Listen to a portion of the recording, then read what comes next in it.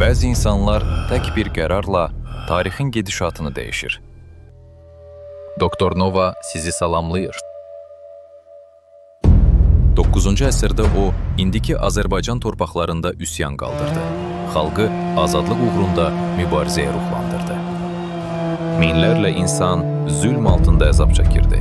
Amma onların ürəkləri azadlıq üçün yanırdı. 40 il qul kimi sürünməkdənsə, bir gün azad yaşamaq daha yaxşıdır. Və məhz bu yolla o xalqını azadlıq uğrunda amansız ruhla doldururdu. Zamanla bütün Qafqaz, Ərdəbildən Xəzər dənizinə, Araz çayının sahillərinə qədər onun sözünə qulaq asır və onun hərəkatını dəstəkləyirdi. O, hətta xəlifətin təcrübəli generallarını məğlub edirdi və doğma torpağında əvəz olunmaz qalırdı. Dəyməz Bəz qalası ona böyük orduların hücumlarını dəf etməyə imkan verirdi.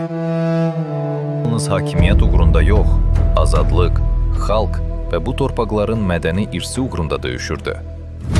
Tarix cəsurları sevir və Babəkin adı əbədi olaraq əsrlərdə qaldı. Onun haqqında əfsanə bu günə qədər ruhlandırır. Doktor Nova gedir, amma biz hələ qayıdacağıq.